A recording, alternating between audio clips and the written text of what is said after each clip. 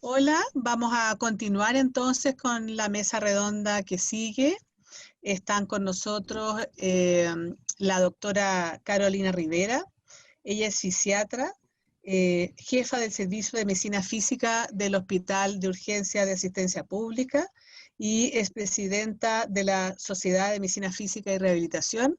Y el doctor Alejandro Rodríguez, él es médico fisiatra del Hospital de la Florida y Clínica Los Coihues y además participa del equipo de la unidad de dolor de ambas instituciones.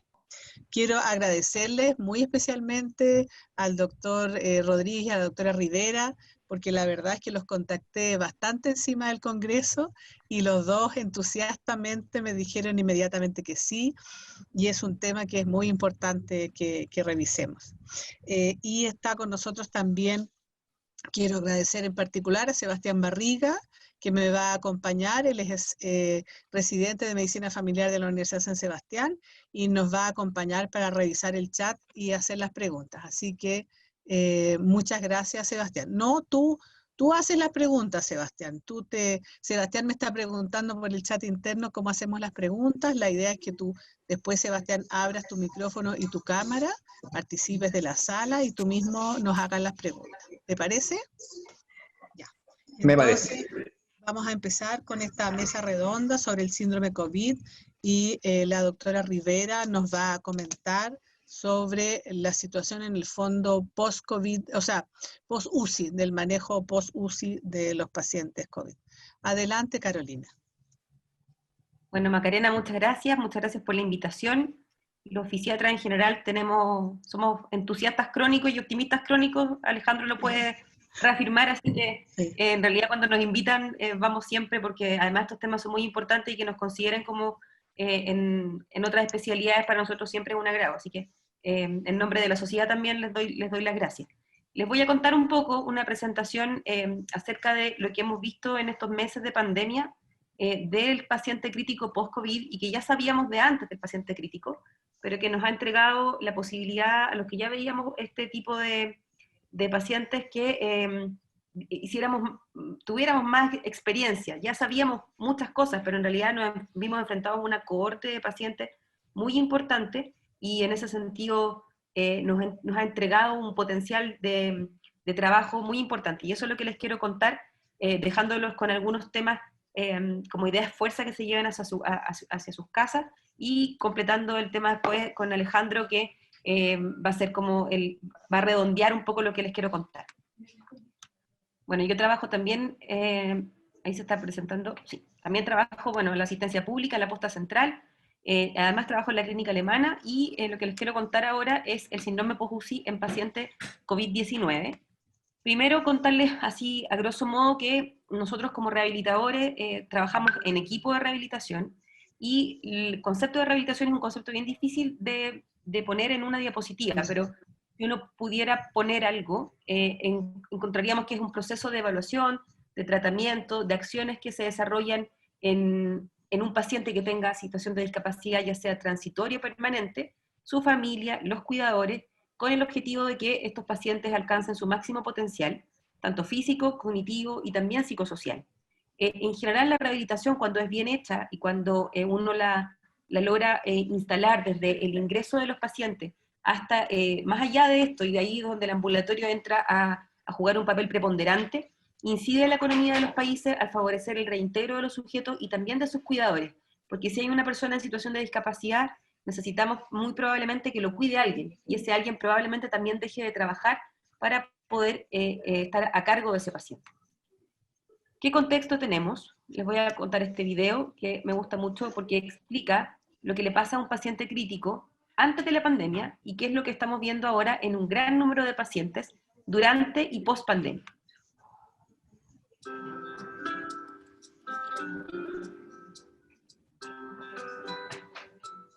Hoy en día, mucha gente sobrevive a enfermedades críticas.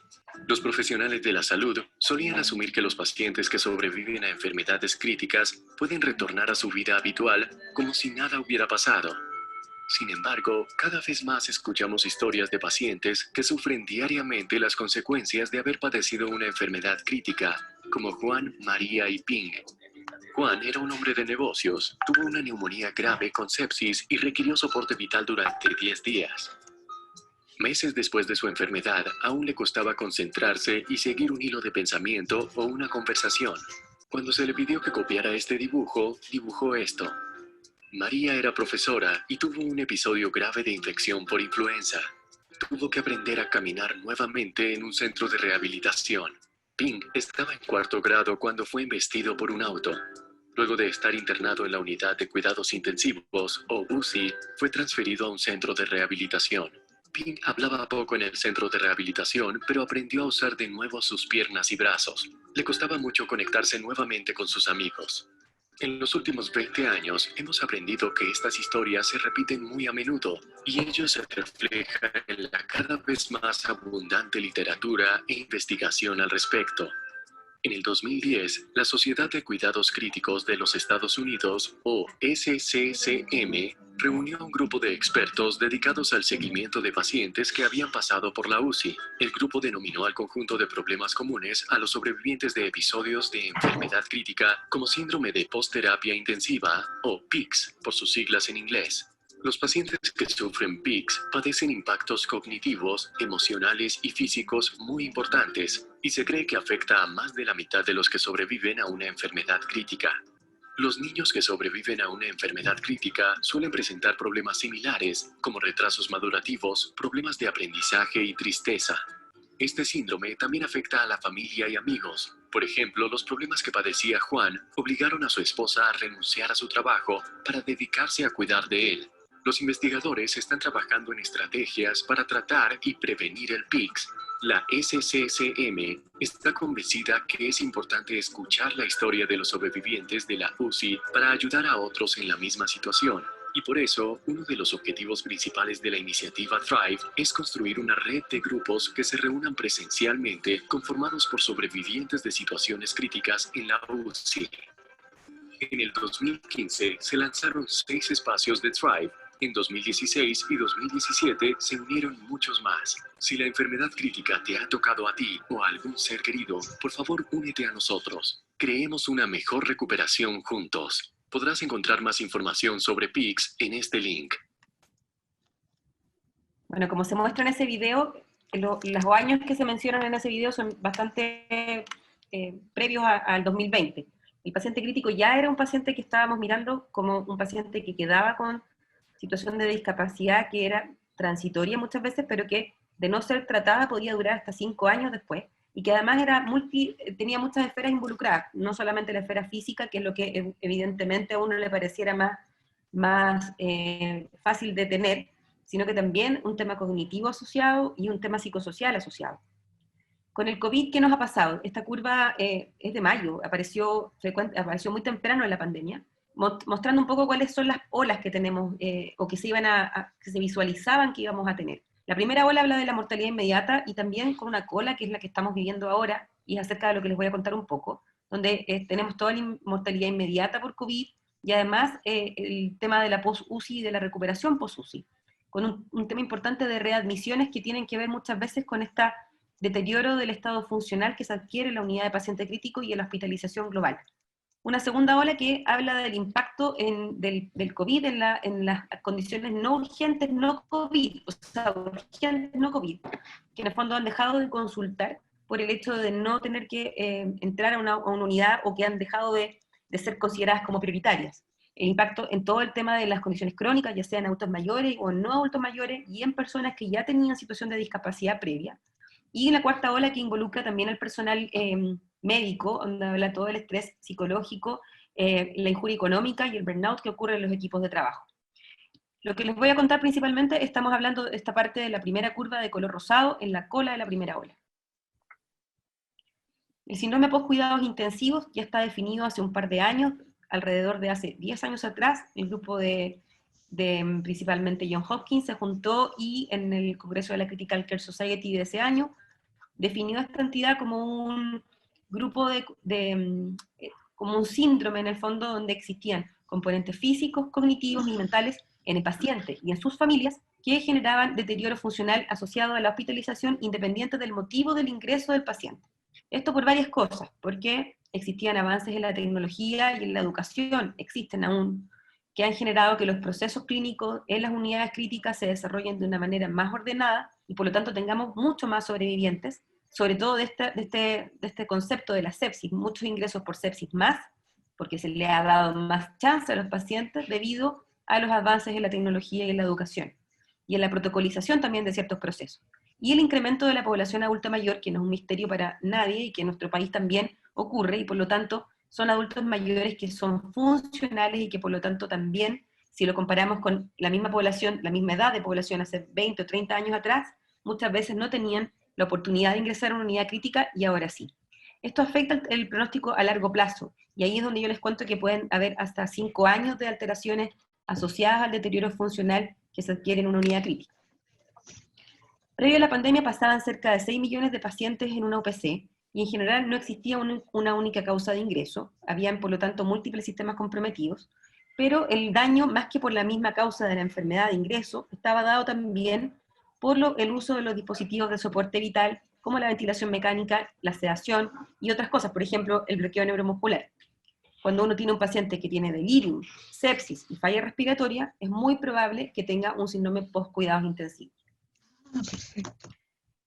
De ese componente de la parte física, cognitiva y psicosocial, una de las cosas más importantes es la esfera física. Sabemos que el 33%, o sea, un tercio de todos los pacientes que son ventilados y que ingresan por sepsis, sobre el 50% de ellos van a tener en el fondo probabilidad de tener debilidad adquirida en UCI. La función física es importante porque es un predictor de discapacidad posterior. Entonces, aquellos pacientes que tienen debilidad de paciente crítico tienen mayor utilización de sistemas de salud y menor retorno a las actividades previas. Por lo tanto, van a ser posibles candidatos de reingresar. Por eso es importante desarrollar sistemas de rehabilitación que sean continuos y que permanezcan incluso cuando el paciente se va de alta, porque claramente este no es un problema que termina con el alta del paciente.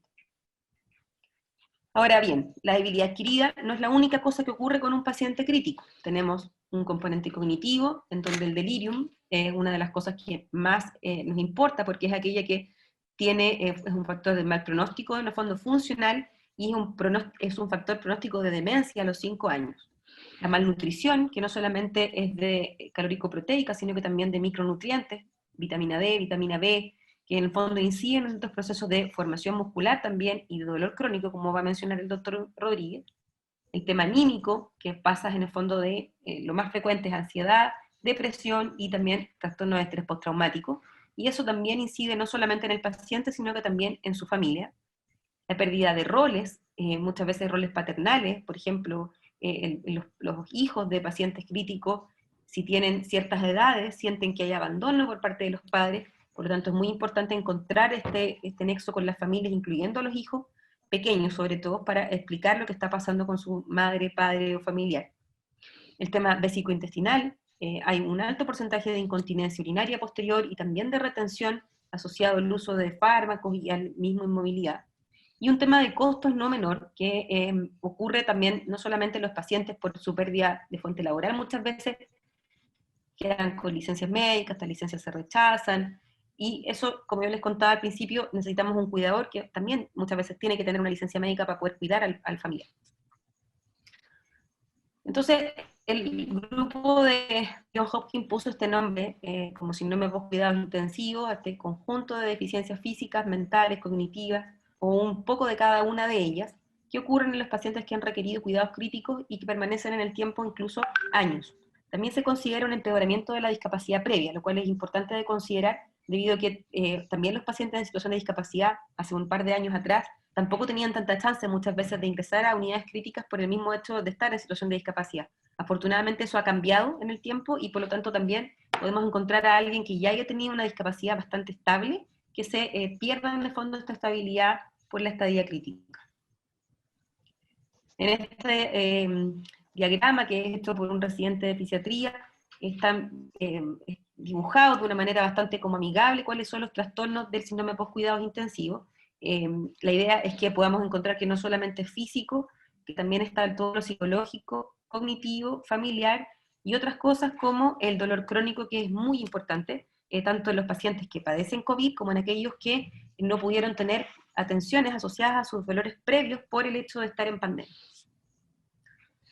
Desde el punto de vista psicológico, hay un tema predominante en todas las fases de la estadía hospitalaria en un paciente que pasó por una unidad crítica, en donde se sienten muy débiles físicamente y también cognitivamente.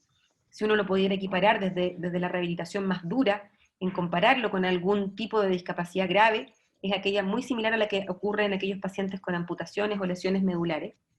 La funcionalidad es muy importante y uno no la considera importante hasta cuando es capaz de perderla. O sea, cuando uno pierde, no sé si alguien ha estado con un esguince o alguna fractura usando algún yeso, y es difícil hacer las cosas, cuando uno requiere asistencia para cada una de las actividades de la vida diaria, incluyendo, por ejemplo, lavarse los dientes, la discapacidad se siente mucho más y por lo tanto la sensación de vulnerabilidad genera un impacto psicológico que repercute después en síntomas ansiosos y depresivos.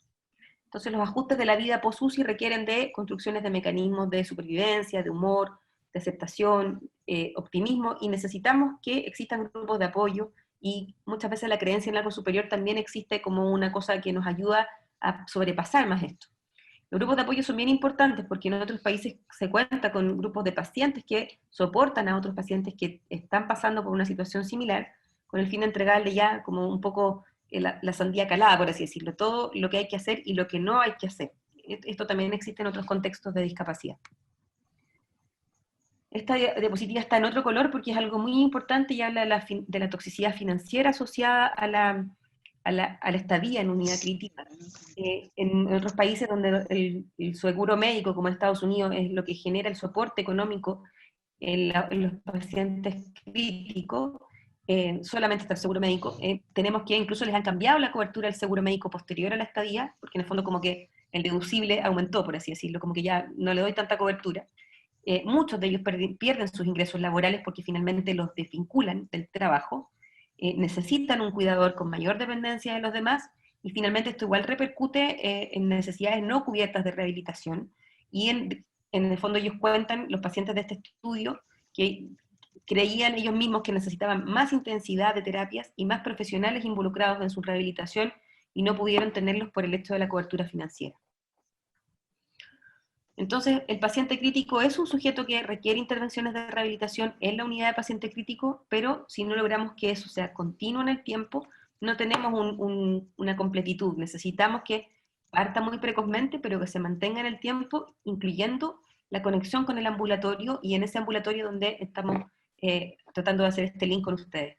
Existen estrategias, está el bundle de medidas de la Critical Care Society también, para poder minimizar el daño funcional adquirido en la UCI, hablando de los manejos de protocolos de sedación, analgesia y delirium, correcto en el fondo estimulación motora, sacar a los pacientes muy temprano de las camas, involucrar a las familias, y elegir protocolos de sedación y de ventilación espontánea también de manera precoz. Y en el lado derecho les presento esta rueda de la humanización de los cuidados intensivos, que es un proyecto español, que ya ha trascendido las fronteras de ese país, ya ha sido en el fondo considerado internacional, también por las sociedades científicas de medicina crítica, y aquí en el punto 6, esto es una rueda porque ninguno de estos puntos tiene mayor importancia que en otro para los creadores del proyecto. También hablan de la prevención y manejo y seguimiento del síndrome post-cuidados intensivos, o sea, 3 conceptos importantes: prevenirlo, que lo hacemos un poco con el bundle; manejarlo, que lo hacemos en el fondo entre todos los que estamos involucrados en las unidades críticas, y seguirlo, y ahí es donde el tema de la atención primaria es fundamental. Hacemos rehabilitación exitosa en una OPC cuando logramos formar equipos, cuando identificamos nuestras barreras, cuando medimos lo que hacemos, cuando logramos fortalecer las cosas que hacemos bien, y cuando somos capaces de comunicarlo. Pero necesitamos esta continuidad de atención porque los procesos de rehabilitación, como se mencionaban en la primera diapositiva, son complejos, largos e involucran a mucha más gente de la que uno cree que involucran. Y lamentablemente, en situaciones de pandemia, los servicios de rehabilitación son aquellos de los más comúnmente poco considerados, o en el fondo que se pierde la continuidad porque pasan a ser servicios que atienden pacientes agudos. Los profesionales se reconvierten a otras acciones, por ejemplo, a tomar muestras, o a hacer trazabilidad, o francamente a hacer atención intrahospitalaria. Por lo tanto, tenemos esta dualidad, necesitamos los servicios de rehabilitación súper potentes en estos escenarios. De hecho, la misma OMS los cita como un servicio crítico durante las situaciones de emergencia y catástrofe, incluyendo las pandemias, pero sabemos que a pesar de esa declaración de intenciones, existen de manera local, y también por un tema de cultura, de que en el fondo la rehabilitación siempre se considera aquello que es lo último que uno hace en un proceso de salud o enfermedad, pasan como a pérdida y son reconvertidos en otra cosa. Bueno, y la pandemia nos ha dado en el fondo esta historia de la humanidad a través de la pantalla, viéndola en todos los días en Twitter o en las redes sociales, qué es lo que está pasando. Estas son citas de hace 2 días atrás, ya llevamos 461.000 casos acumulados en Chile, con un global en el mundo de cerca de 33 millones de afectados, con un número de fallecidos igual, cercano a 1 millón de personas. Por lo tanto, ya estamos viviendo esta pandemia de manera casi como una costumbre. Por lo tanto, tenemos que ver qué hacemos con estos pacientes que nos van a seguir llegando, y qué hacemos con los que ya nos llegaron y que probablemente en cual no tenemos tan pesquisados y están un poco perdidos. Como les contaba, yo trabajo en la posta central. Nosotros hasta el 31 de julio hemos recibido este total de casos de pacientes COVID. Ahora seguimos teniendo pacientes, tenemos 65 pacientes ingresados en este momento, de los cuales 21 están en ventilación mecánica invasiva aún. Por lo tanto, tenemos harta experiencia en el manejo desde todas las perspectivas, tanto desde la toma de muestras que las hacen los profesionales de nuestro servicio de medicina física y rehabilitación, como la involucración, en el fondo involucrar a todos los profesionales de la rehabilitación, tanto como fonoaudiólogos, terapeutas ocupacionales y kinesiólogos. ¿Qué vimos en COVID? Al principio, que los pacientes tenían muy pocas estrategias de ventilación no invasiva, era todo ventilación mecánica invasiva, con estrategias bastante agresivas, por lo tanto requerían de sedación profunda, de bloqueo neuromuscular. Muchos de ellos se pronaban, que es una muy buena estrategia para mejorar la PAFI, pero que requiere una sedación y un bloqueo neuromuscular bien poderoso, con los consiguientes riesgos que ello trae, que son principalmente riesgos de úlceras por presión y de lesiones por compresión nerviosa. Posteriormente empezamos a ver más pacientes con CENAF y con ventilación no invasiva, debido a que en un principio, como yo les contaba, también había mucho temor del riesgo de aerosolización que tenían estas estrategias no invasivas. Entonces se usaban en el fondo las más invasivas precozmente para evitar en el fondo que el personal también se contagiara. Tenemos más delirium en los pacientes con COVID porque es bastante multifactorial. El virus ya está demostrado que es neurotrófico, por lo tanto tiene una afinidad por el cerebro, y además una serie de cosas de no poder usar las estrategias habituales de manejo ambiental, sobre todo por el tema de el uso de los elementos de protección personal y la ausencia de las familias, que no han podido visitar a nuestros pacientes, que no solo afecta a los pacientes con COVID, sino que también a aquellos que ingresan por otro motivo. Y unas terapias limitadas en un principio, tratando de entrar lo mínimo posible, justamente para proteger al personal médico también y de apoyo médico, de no contagiarse. Entonces tenemos un paciente que, por lo que le he contado anteriormente, en este contexto, es un alto riesgo de síndrome post-cuidados intensivos. Esa es la sigla en inglés de síndrome post-cuidados intensivos. Entonces tenemos que hacer algo para poder pesquisar a estos pacientes. Como les contaba, el delirium es multifactorial. Los pacientes requieren más sedación, tienen estrategias ventilatorias más agresivas, virus neurotrófico y poco manejo ambiental. De las lesiones por compresión y prono, este es un estudio de una pequeña cohorte de pacientes en Gran Bretaña, donde habla de 85 pacientes admitidos a una unidad de descarga de pacientes críticos, ya como de críticos crónicos, donde hablaba que cerca de un 13% de los pacientes tenían compresiones del nervio periférico, con más de una compresión por paciente en algunos de ellos, y que se asociaba a mayor cantidad de horas en prono, mayor tiempo en ventilación mecánica.